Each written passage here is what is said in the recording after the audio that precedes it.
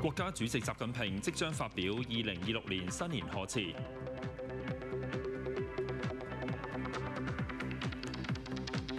習近平出席全國政協新年茶話會，話出年要努力實現15.5良好開局。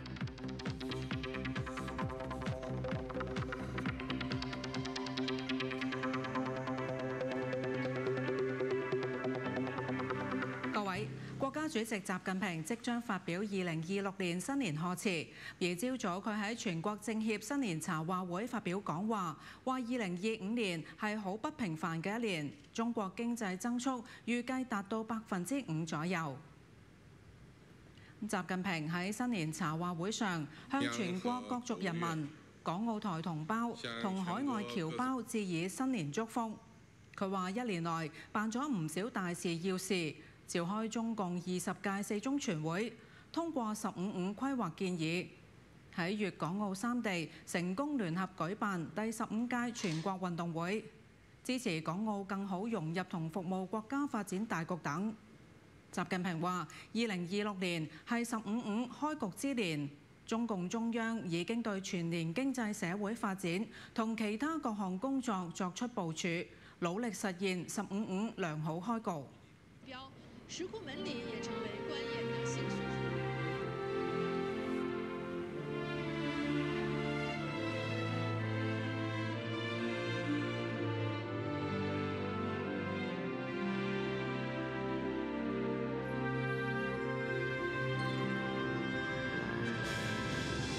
新年前夕，國家主席習近平通過中央廣播電視總台和互聯網，發表了2026年新年賀詞。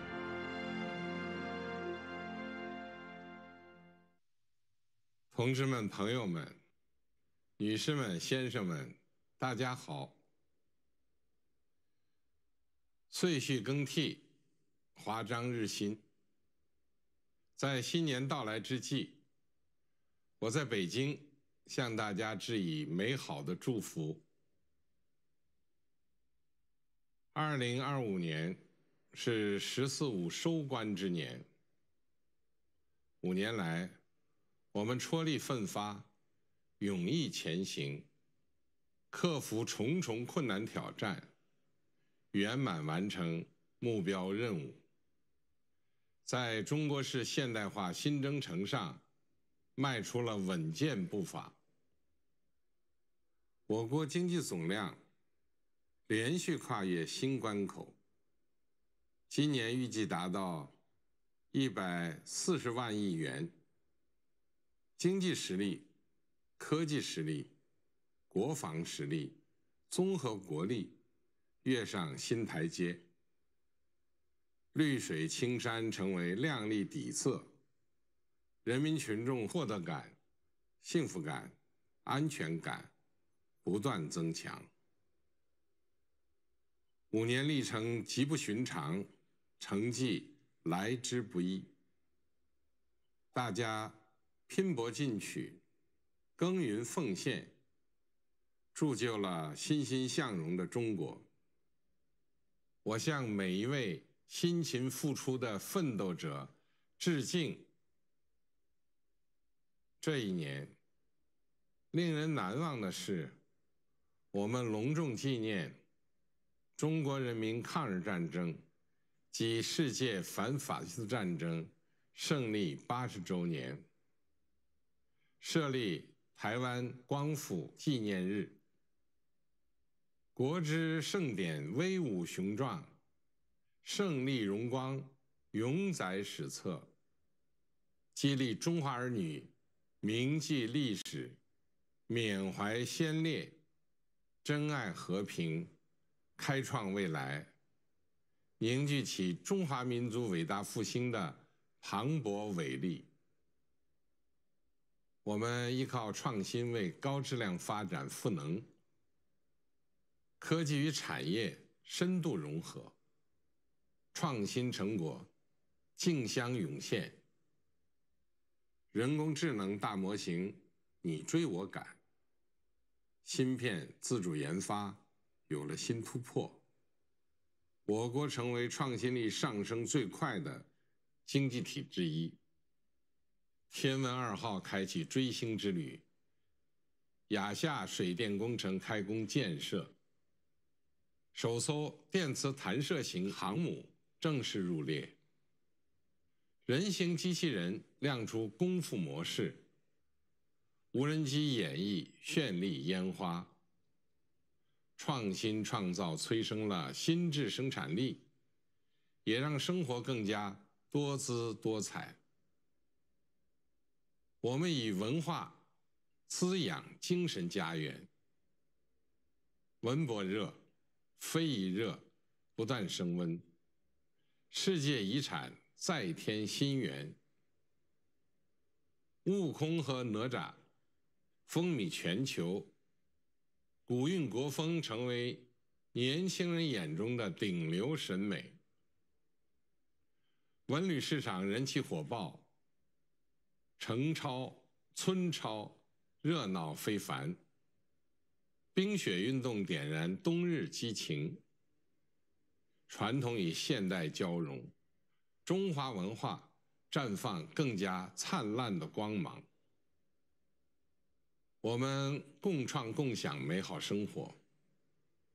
我到西藏、新疆出席庆祝活动，从雪域高原到天山南北，各族群众心手相连，像16子一样紧紧抱在一起。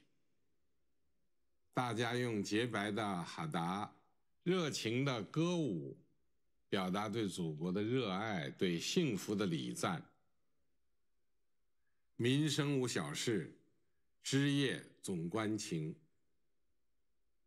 过去1年，新就业群体权益有了进一步保障，适老化改造给老年人带来方便，育儿家庭每月多了300元补贴，柴米油盐3餐4季，每个小家热气腾腾，中国这个大家就蒸蒸日上。我们继续敞开胸怀，拥抱世界。上合组织天津峰会、全球妇女峰会成功举办，海南自贸港全岛封关运作。为更好应对气候变化，我国宣布新一轮国家自主贡献。继3大倡议之后，我提出全球治理倡议，推动建设更加公正合理的全球治理体系。当今世界变乱交织，一些地区仍被战火笼罩，中国始终站在历史正确一边，愿同各国携手促进世界和平发展，推动构建人类命运共同体。前不久，我出席了全运会开幕式，粤港澳3地同心同行，令人欣慰。要坚定不移贯彻一国两制方针，支持港澳更好融入国家发展大局，保持长期繁荣稳定。两岸同胞血浓于水，祖国统一的历史大势不可阻挡。党兴方能国强。我们开展深入贯彻中央8项规定精神学习教育，习目立信，从严管党治党，去腐生机，推进自我革命。党风政风持续向好，要砥砺初心使命，持之以恒，久久为功，继续回答好延安窑洞之问，书写无愧于人民的时代答卷。2026年是“十五”开局之年，锐识者必图其中，成功者先記於時。我們要錨定目標任務，堅定信心，乘勢而上，扎實推動高質量發展，進一步全面深化改革開放，推進全體人民共同富裕，續寫中國奇蹟新篇章。山海尋夢，不覺其遠，前路迢迢，闊步而行。讓我們拿出躍馬揚鞭的勇氣，激發萬馬奔騰的活力，保持馬不停蹄的幹勁，一起為夢想奮鬥，為幸福打拼，把宏偉願景變成美好現實。新年的旭日即將升起，祝祖國山河壯麗，大地豐饒，神州沐朝暉。祝大家心有所悅，業有所成，萬事皆可期。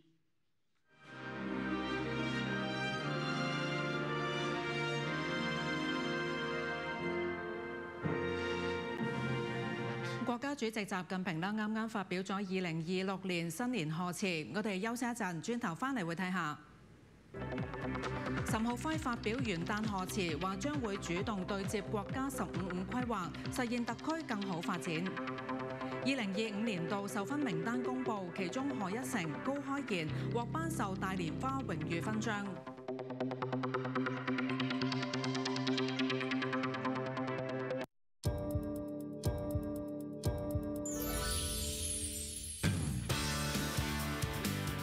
除夕晚，西環湖廣場同大家迎接新一年嘅來臨。港澳著名歌手、樂隊傾力演出，以歡樂歌聲帶出新氣象，喜迎新年。澳門除夕倒數演唱會2025，今晚10點，澳視澳門、澳門麥卡衛星頻道、澳廣視網站及澳廣視 App 同步直播。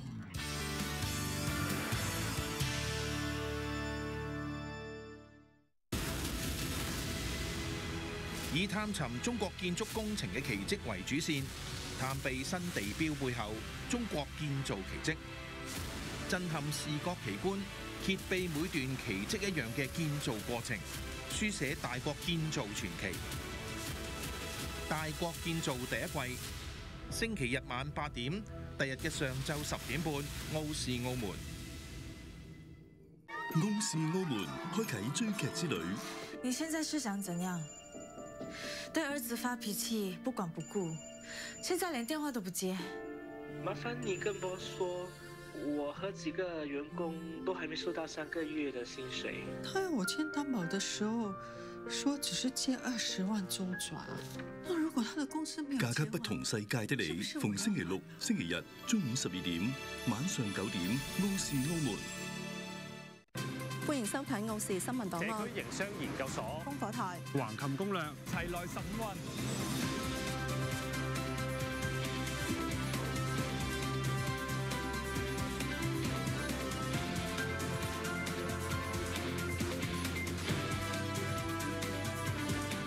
多元化嘅資訊節目，請鎖定94澳門資訊頻道。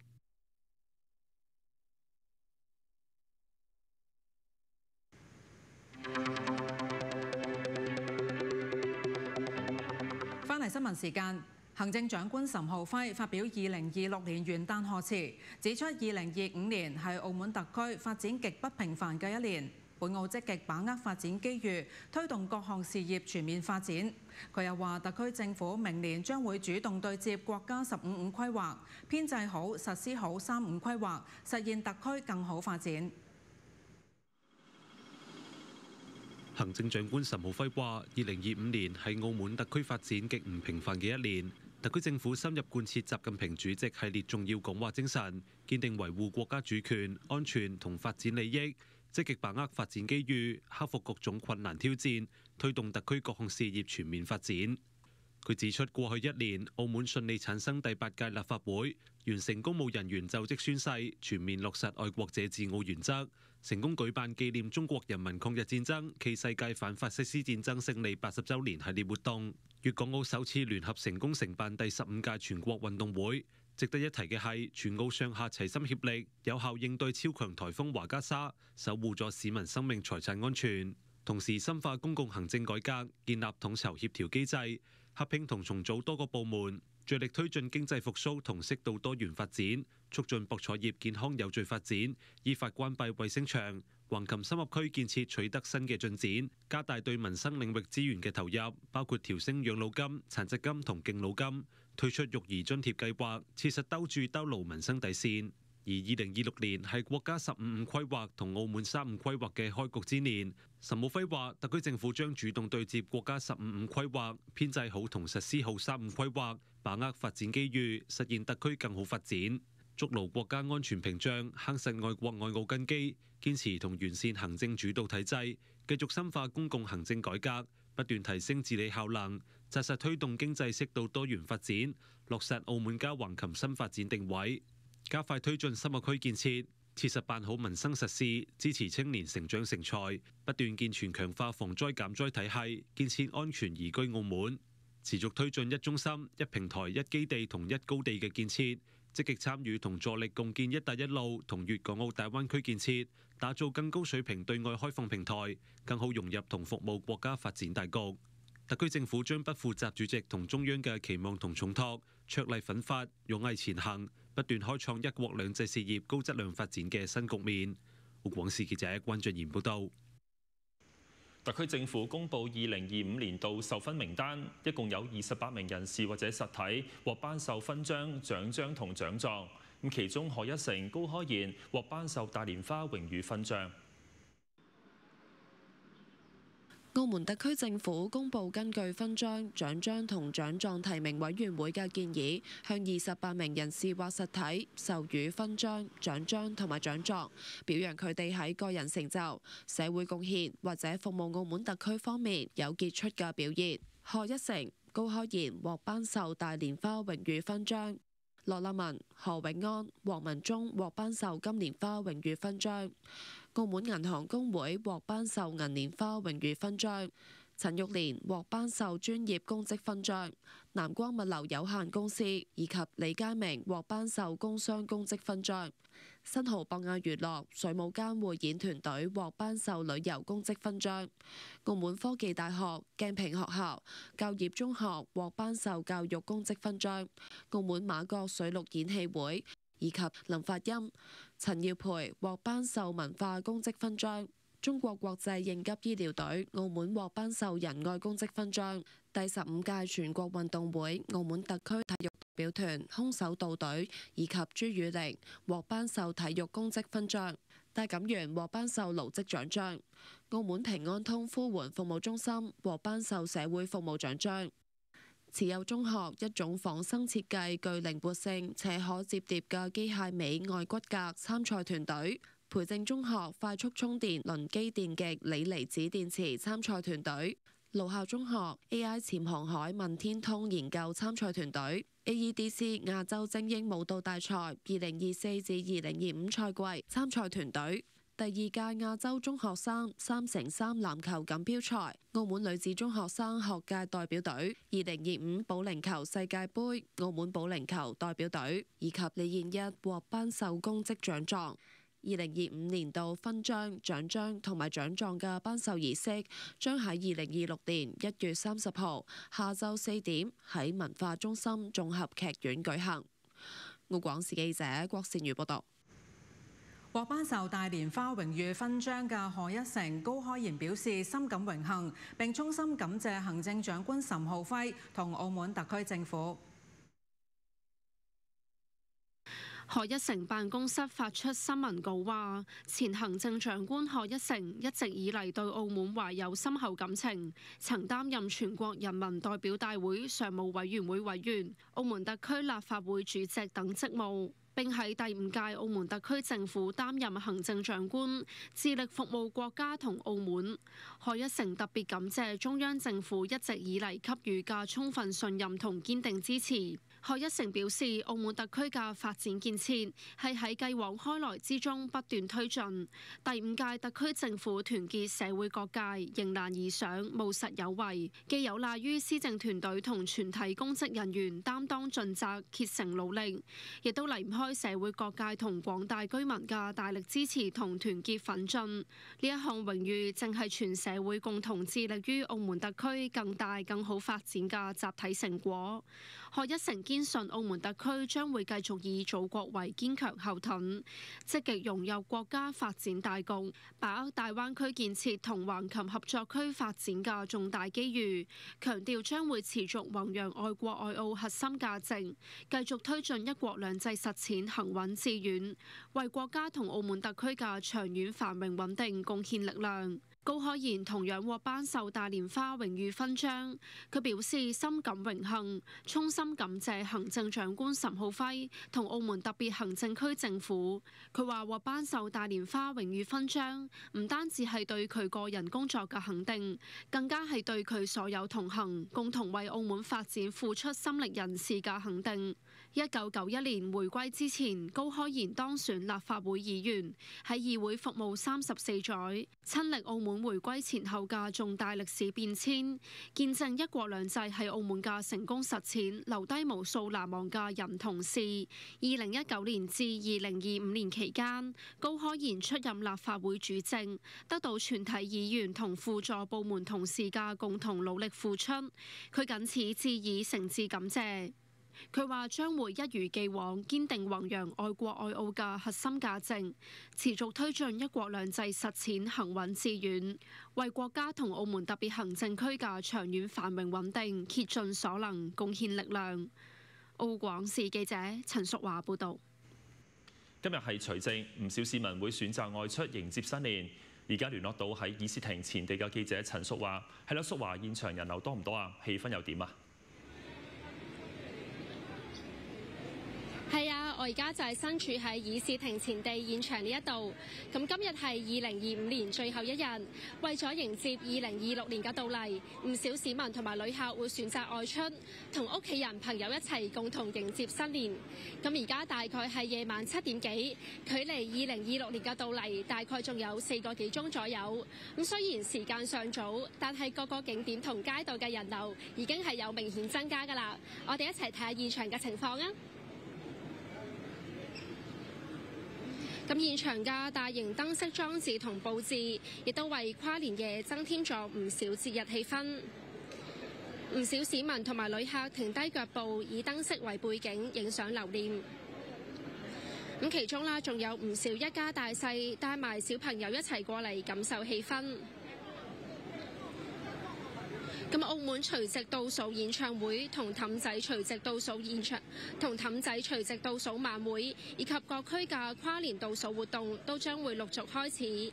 屆時設有歌手同樂隊嘅表演，同全澳市民共同迎接新一年嘅到嚟。而議事亭前地呢邊嘅電視屏幕會直播倒數活動嘅現場情況。咁而家可以講係越夜越多人，氣氛都會越嚟越濃厚㗎。現場嘅情況睇到呢度，先將時間交翻俾新聞部。今日係除夕，唔少市民同旅客會同家人同朋友一齊迎接新年。2026年即將嚟到，大家對來年有啲咩展望啦？一齊聽聽。今日係除夕，唔少市民旅客都選擇外出同屋企人朋友共同迎接新年。特地來澳門跨年。為什麼呢？因為澳門有煙花，特別美麗會。今日係2025年嘅最後一日，周圍都充滿濃厚嘅節日氣氛。展望2026年，唔知大家又有啲乜嘢願望呢？或者對新嘅一年啦，有冇咩願望咁樣？健健康康、開開心心、快高長大。特別係可能我哋而家到旅遊區咧，都感受到有節日嘅氣氛啊。其實有啲人流咧，咁可能我會覺得會熱鬧啲咯，冇咁冷清咯。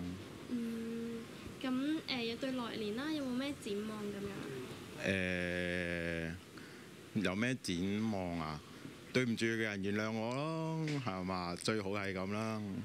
咁就其實都冇咩嘅，大家都好好地咁就最好啦。今晚的話，準備去看一下煙花，然後呢，在那個發財樹那邊一定要去看一下，來年迎一個好兆頭。明年的話，2026就是期望自己能夠財源滾滾，然後家人的話身心健康。那更多的是讓自己的話在未來有一個更好的發展吧，事業上面，然後還有自己的一個美麗上面，然後也可以更好、更年輕。有商戶話，除夕以及元旦人流有所增加，生意額有所提升。但係我哋自己呢，我哋都會搞活動嘅。咁咧又買幾多盒啊，或者送啲嘢啊，送啲禮品之類咯，吸引下啲遊客咯。咁對來年有冇咩展望咁樣？希望咯，希望越來越好咯。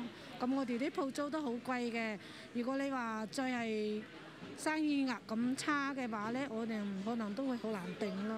都會有咯，都會有增長咯。比平時日嘅話咧，都有差唔多30%嘅增長左右啦。你講下展望來年啦，有冇咩期望咁樣咧？希望都係會希望人流量會多啲啦，政府即係可以搞多啲活動啊咁樣啦，係啊，咁吸引多啲人流過嚟消費咁樣咯。澳廣視記者陳樹怡報導。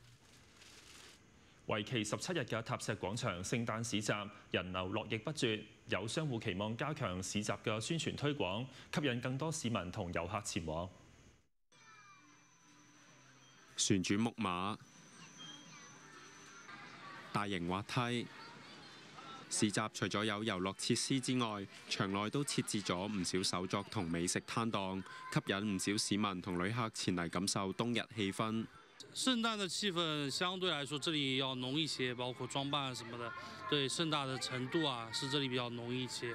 譬如呢啲嘢食，其實香港如果去香港太多連鎖式，所以我哋冇咁吸引咯。呢啲小店比較多。有商戶預計除夕夜人流會比較多。今晚先最多氣氛㗎嘛，因為佢呢度去12點㗎嘛，係啊，會跨年啊。塔石聖誕市集已經嚟到尾聲，現場人流依然不減。有商戶期望加強市集嘅宣傳推廣，吸引更多市民同旅客前往打卡消費。聖誕市集將會喺2026年1月1號晚上11點結束。澳廣視記者陳俊棠報導。國家主席習近平同俄羅斯總統普京互致新年賀電。習近平話：願同普京繼續密切交往，共同引領新時代中俄關係不斷取得新成果。央視報導，國家主席習近平今日代表中國政府同中國人民向俄羅斯總統普京同俄羅斯人民致以誠摯祝賀同美好祝願。習近平指出，今年係聯合國成立80週年，中俄兩國隆重紀念中國人民抗日戰爭、蘇聯偉大衛國戰爭暨世界反法西斯戰爭勝利80週年，發出和平必勝、正義必勝、人民必勝嘅時代強音。今年亦都係中俄新時代全面戰略協作伙伴關係邁出堅實步伐嘅一年。兩人喺北京同莫斯科兩度會晤，就雙方共同關心嘅重大問題深入交換意見。中俄兩國互免簽證政策落地實施，能源通道建設穩步推進，新興領域合作方興未艾。兩國喺聯合國等多邊框架內相互支持，為改革完善全球治理貢獻智慧同力量。習近平指出，願同普京繼續保持密切交往，共同引領新時代中俄關係不斷取得新成果。普京亦都向習近平致以衷心嘅節日祝賀，話即將過去嘅一年，俄中積極拓展經貿合作，重大合作項目穩步推進，願同習近平繼續就雙邊關係同重大國際問題保持密切聯繫。同日，國務院總理李強亦都同俄羅斯總理米舒斯京互致新年賀電。澳廣視記者李志晴報導。全球多地舉行慶祝活動迎接新一年，位於南半球嘅新西蘭率先踏入2026年。新西蘭係全球首批踏入2026年嘅國家之一。奧克蘭著名地標天空塔以及海港大橋，以雷射燈光同煙花表演迎接新一年。而鄰近嘅澳洲悉尼，因應早前嘅邦迪海灘槍擊案，取消海灘原定嘅煙花匯演以及倒數活動，但其他地方嘅活動仍然會繼續。其中悉尼港灣大橋當地夜晚9點有煙花匯演，為倒數活動預熱。據報到當地夜晚11點，大橋將會再次亮燈，為槍擊案中嘅遇難者默哀。新南威爾斯州政府表示，將部署大量警力維持治安以及秩序。轉到美國，今年紐約時代廣場嘅跨年水晶球一改以往嘅幾何設計，首度以5000幾塊圓形水晶組成，並已經完成升降測試。水晶球除咗喺跨年夜晚下降之外，更加會喺緊接住嘅0時04分切換到紅白藍3色燈光，以慶祝美國建國250週年，係跨年水晶球首次2度下降。不過，包括法國巴黎、東京涉谷等多個城市，就基於安全考量，取消或者更改部分跨年慶祝活動。澳廣視記者梁雅詩報導。再休息一陣，轉頭翻嚟會睇下。2025年本澳整體氣温偏暖，氣象局預料好大機會成為73年來第5熱嘅年份。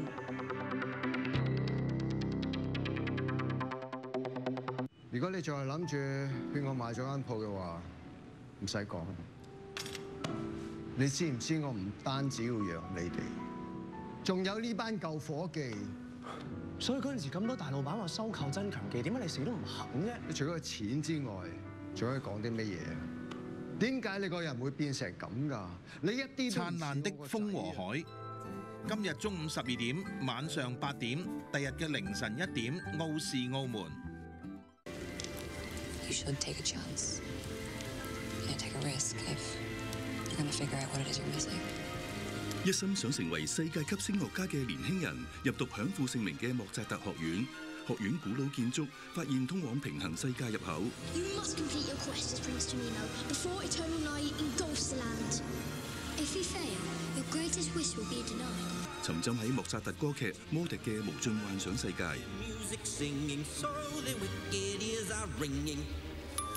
穿越時間，透過音樂感受愛。電影《魔笛》星期5晚9點55分，澳門綜藝。以探尋中國建築工程嘅奇蹟為主線，探秘新地標背後中國建造奇蹟，震撼視覺奇觀，揭秘每段奇蹟一樣嘅建造過程，書寫大國建造傳奇。大國建造第一季，星期日晚8點，第日嘅上晝10點半，澳視澳門。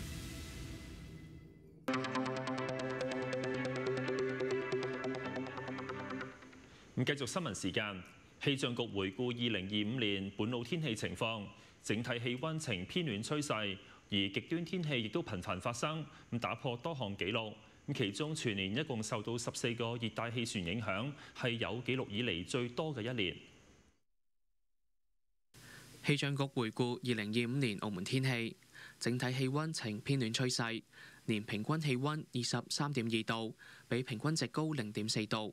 好大機會成為自1952年以嚟第5熱嘅年份，酷熱日數為37日，較氣候平均值多5.7日。全年只有27日出現寒冷嘅天氣，較氣候平均值少12.1日，反映全球暖化下，澳門高温天氣將越趨頻繁。另外，2025年總降雨量正常，但係極端嘅降雨頻繁出現。全年共發出37次暴雨警告，其中2次黑色、4次紅色。8月14號黑色暴雨警告生效期間，錄得最高日雨量265.4毫米。2025年極端天氣亦頻繁發生，打破多項紀錄。全年共受14個熱帶氣旋影響，係有紀錄以嚟最多，並首次喺同一年內2度發出10號風球。其中超強颱風華加莎係生效時間最長同埋距離最遠嘅10號風球。今年共4個熱帶氣旋引致發出8號風球，同1993年、2008年同埋2022年並列成為8號風球發出次數最多嘅一年。澳廣視記者韋德峰報導。非強制性中央公積金制度共同計劃嘅供款計算基礎上限同下限，同埋公積金個人計劃嘅供款金額上限，2026年1月1號開始，因應最低工資金額調升而自動調整。社會保障基金話，2026年1月1號開始，僱員嘅最低工資金額調升至每個月7280澳門元之後，公積金共同計劃嘅供款計算基礎下限調升至7664澳門元，上限就上調到36400澳門元。而公積金個人計劃自動調升至3600澳門元，供款金額下限不變，維持500澳門元。社會保障基金公布檢視非強制性中央公積金現況及發展研究報告，話社會普遍認同強制央積金嘅理念，考慮到各行業復甦步伐不一，暫且繼續維持非強制參與，建議以凝聚共識，逐步落實為原則，並且設立指標條件，逐步推進強制實施央積金嘅各項工作。社會保障基金委託學術機構完成檢視非強制性中央公積金現況及發展研究。報告指出，非強制央積金自2018年實施以嚟，參與人數持續增加，電子服務越趨便捷，制度初見成效。經估算，強制央積金供款未見造成僱主過大壓力，僱員透過長期持續供款，可以獲得更理想嘅退休保障。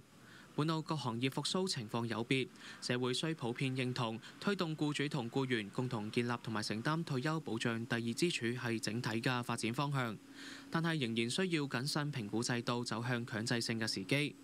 檢視報告透過分析同埋總結訪談意見，認為推行強制央積金係受社會認可嘅前進方向，但係建議為循序漸進落實強制央積金設立啟動條件。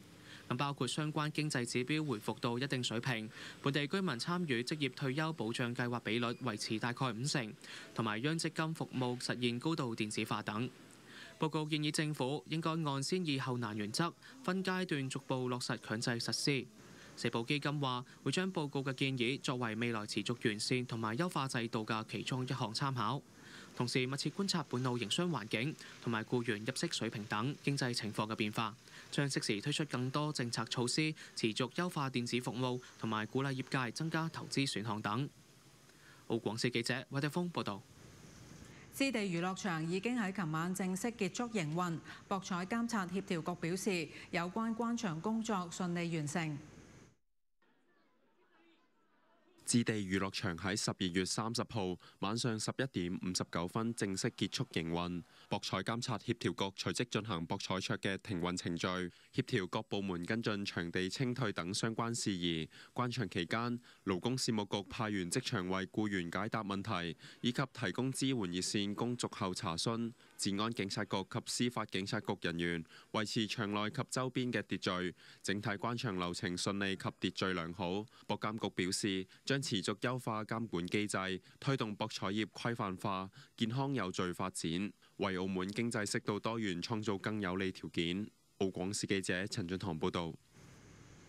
斯里蘭卡係一帶一路其中一個沿線國家，有當地嘅傳媒集團拜訪澳廣視，期望促進兩地交流同合作。蘭卡傳媒集團代表拜訪澳廣視，期間雙方就兩地喺文化、傳播等領域展開討論，期望促進兩地交流同埋合作。所以首先呢是想過來學習和取經，第二是因為斯里蘭卡呢是一帶一路的重要節點國家，那麼在當地呢我們也很期待能夠有機會有更多的渠道和信息得到這個來自國內的更多的資訊，所以呢來建立和探索是不是可以有一些這個合作的模式。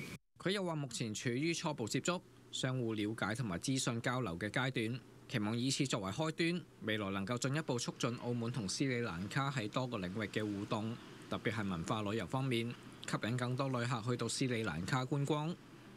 澳廣視記者陳宇龍報道。解放軍東部戰區宣布正義使命2025演習圓滿完成。中國人民解放軍東部戰區組織的正義使命2025演習已圓滿完成各項任務，全面檢驗了部隊一體化聯合作戰能力。戰區部隊時刻保持高度戒備，持續加強練兵備戰，堅決挫敗台獨分裂和外部干涉圖謀，堅決捍衛國家主權和領土完整。東部戰區星期一同星期二喺台島周邊5個海空域舉行正義使命2025演習，其中新型兩棲攻擊艦首次亮相圍台演習。而東部戰區陸軍部隊協同海軍、空軍同火箭軍等兵力實施遠程聯合火力突擊，全部取得預期效果。泰國釋放18名柬埔寨戰俘，泰方話係為咗展現善意同建立互信，希望柬方能夠以具體行動回應，共同推動兩國之間嘅持久和平。18名柬埔寨戰俘從泰國軍方釋放後，乘坐巴士離開泰柬邊境，之後再轉搭直升機抵達柬埔寨首都金邊。咁大批嘅民眾夾道迎接。柬埔寨政府話，18名士兵當地上午10點安全抵達柬埔寨領土，又話呢一次釋放士兵將大大有助於建立互信，同時創造咗一個有利於和平、穩定同關係全面正常化嘅環境，以便喺不久嘅將來造福兩國同兩國人民。泰國外交部喺聲明中表示，遣返行動體現咗善意，希望柬埔寨通過促進兩國持久和平嘅具體行動嚟回報呢一個善意。呢18名士兵係喺7月嘅衝突當中遭到泰軍俘虜。根據上個星期六簽署嘅停火協議，如果雙方能夠維持停火滿72小時，泰方承諾將釋放戰俘。澳廣視記者黃國俊報導。連接英國同歐洲大陸之間嘅英法海底隧道出現電力故障，導致歐洲之星等列車服務一度全面暫停，幾千名旅客出行受阻。隧道營運商話故障係技術問題，初步相信唔涉及人為破壞。連接英國同歐洲大陸之間嘅英法海底隧道，當地星期二因電力故障，加上有列車滯留喺隧道內，導致包括歐洲之星列車在內所有往返英國同歐洲各國嘅列車服務一度全面暫停。由於正值假期出行高峰，事件導致大批旅客滯留喺倫敦以及巴黎等多個車站。有旅客話佢哋嘅假期安排大受影響。Festivities will be cancelled, and we'll still have to see how and when do we get home and how. 歐洲之星鐵路公司其後表示，已經逐步恢復部分列車服務，但因電力故障持續，延誤問題可能將會繼續，建議乘客更改出行日期。公司將提供免費改簽，而隧道基礎設施營運商就話故障係技術問題，又話維修工作仍喺度進行，雙向交通服務逐步恢復。澳廣視記者梁雅詩報導。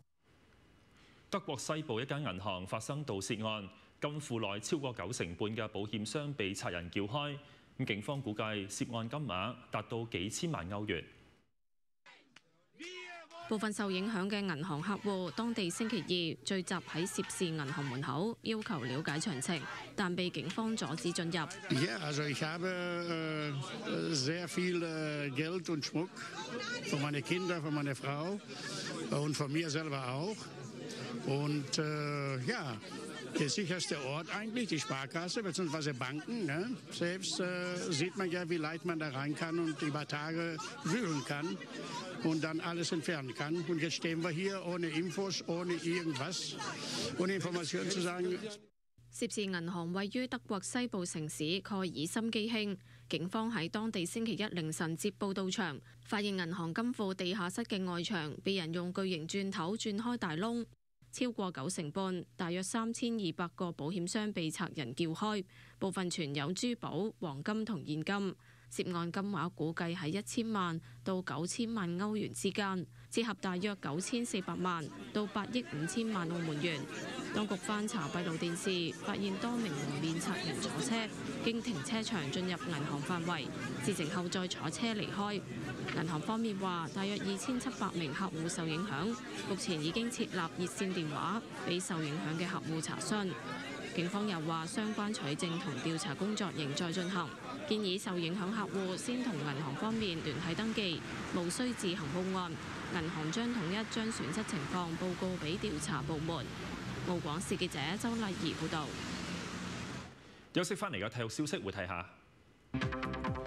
高級組籃球聯賽浩進擊敗福建，開季5戰全勝。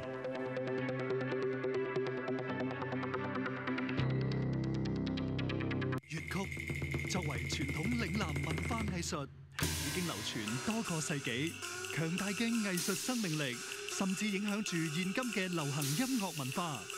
呢塊中華瑰寶，經過精雕細琢，又再匯聚於此，誠邀你粵港澳大灣區嘅粵曲唱家，展現你嘅才華。澳廣視主辦第2屆灣區粵曲大賽，現已接受報名，把握機會，唱出你心中嘅粵曲樂韻。香港首站選喺葡萄牙，充分有望總體提升。隨時為你現場直播重要消息，請鎖定94澳門資訊頻道。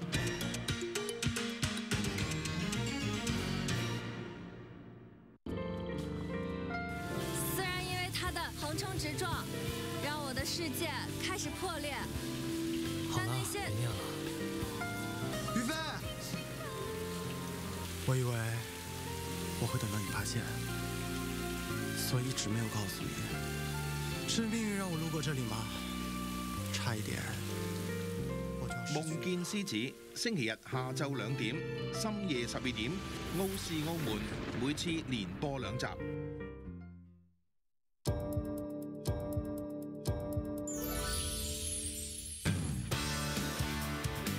大除夕晚，西環湖廣場同大家迎接新一年嘅來臨。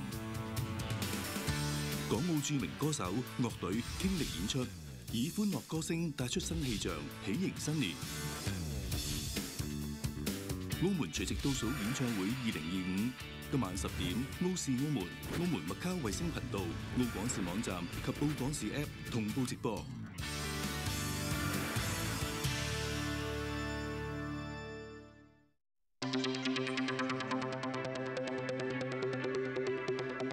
體育消息。高級組籃球聯賽，浩俊95比83擊敗福建，開季5戰全勝。藍衫嘅浩俊同福建都係連贏4場嘅不敗之師，今輪缺一勝負。何浩然籃底命中，浩俊早段些微領先，稍後逐漸拉開優勢。福建未能限制迪拿特嘅進攻，闖入顏色地帶上籃，半場建立雙位數優勢，浩俊領先50比39。福建今場得8人輪換，下半場努力追分。羅協銘拋投得手，同隊友吳榮鵬一樣攞到20分，加上李志鵬都有唔錯嘅表現，有18分進帳，一度收窄至個位數分差。但浩俊依然穩定發揮，拋投命中嘅何浩然攻入16分，而最搶眼嘅係迪拿特，轉身擺脱防守上籃，交出全場最高嘅42分。帶領浩俊95比83擊敗福建，開季5戰全勝，福建就錄得首場敗仗。另一場白衫嘅紅藍對藍鷹鬥得相當緊湊，藍鷹首節拉開16分優勢，但紅藍不斷力追，全隊6人得分上雙，包括洪毅俊，尾段實現反超前。不過藍鷹嘅黃子聰挺身而出，先射入呢球3分多。再憑呢個關鍵入球，為球隊領先1分。紅藍最後洪毅俊成功偷波，但不幸受傷倒地，未能出手最後一擊。最終藍鷹78比77險勝紅藍，取得今季第2場勝仗。澳廣視記者梁志傑報導。NBA 湖人球星勒邦詹士迎嚟41歲生日，不過未能夠帶領球隊勝出，主場106比128不敵東岸一哥活塞。黑衫嘅湖人球星勒邦詹士41歲生日之夜主場鬥活塞，先收到當石嘅禮物，射入3分波。不過呢兩位球星今場合共出現13次失誤，全隊就有20次反擊機會，根寧咸輕鬆單手入樽，交出雙數據27分同11次助攻。勒邦詹士係史上第12位喺41歲或以上仍然征戰 NBA 嘅球員嚟㗎。今場數據唔算突出，只有17分。不過呢位歷史得分王史無前例喺23個賽季1577場常規賽中射入3個3分波。上半場落後14分嘅湖人憑住當石力追，呢一次搏到2+1。攞到全場最高30分，仲有11次助攻同5個籃板。第3節一度帶領主隊追平，不過最後一節進攻失靈，全隊單節只有18分。活塞就趁機拉開分數啦，杜倫轉身拋入，交出14分，帶領活塞作客大勝128-106，繼續排喺東岸榜首。近5場比賽輸咗4場嘅湖人就位列西岸第5。澳廣視記者林思琪報道。歐洲籃球冠軍聯賽，摩納哥作客90-74擊敗巴塞羅那，取得3連勝，升上聯賽榜第4。白衫作客嘅摩納哥上一輪擊敗皇家馬德里，面對另一支西班牙勁旅巴塞羅那，亦都有個好開局，首節領先9分。咁雙方上一季喺季後賽首圈碰頭，當時巴塞羅那場數2-3落敗。咁今次希望爭翻啖氣，洛里斯飛身單手鋤樽，交出14分。不過巴塞羅那半場落後30-47。主隊大部分時間落後，一直苦苦追分。沙圖蘭斯基加速突破上演隔人入樽，但係都未能夠為巴塞羅那打出士氣。摩納哥喺下半場始終維持住雙位數嘅領先優勢。米克詹士攞板射入3分波，兼且搏到犯規。呢位前 NBA 球員攻入隊中最高19分。摩納哥有4人得分達到雙位數㗎，包括命中3分波嘅奧高堡貢獻12分。結果摩納哥作客贏90-74， 2025年最後一戰取勝，並且收穫3連勝，升上聯賽榜第4。巴塞羅那就第1位。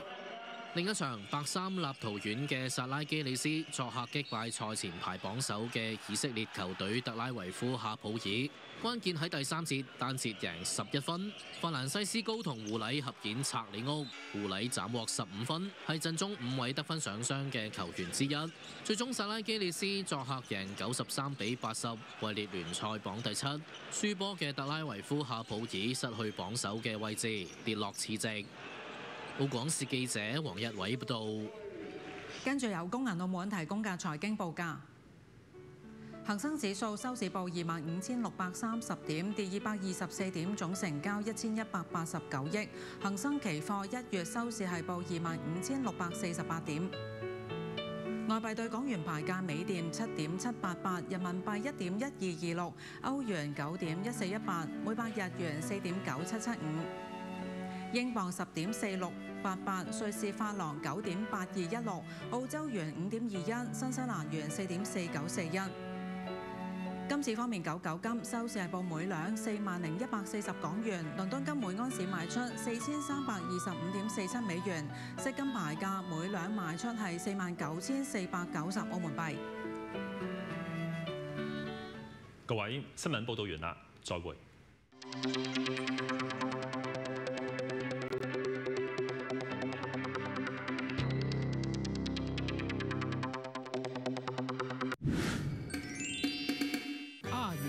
農曆新年就到啦，有咩計可以揾多啲生意，兼同客戶拜個年呢？係澳廣視馬年恭喜發財套裝啊！家姐，電視、電台多媒體強勢組合，你咁多生意，趁住呢個消費黃金檔期，梗係把握住機會宣傳你嘅產品同埋服務啦。製作連播出都係萬零蚊起，仲可以趁機同客戶拜年添，咁咪可以個個都過個盆滿缽滿嘅肥年咯。Os anúncios também passam nos países de língua oficial portuguesa, isso é fantástico! Como sai, né? 調查顯示咧，有80%居民都識睇澳廣視㗎，大灣區嘅老闆都啱使喎。電話幾多號？唔該。85994840，等我都即刻落單先。恭喜發財！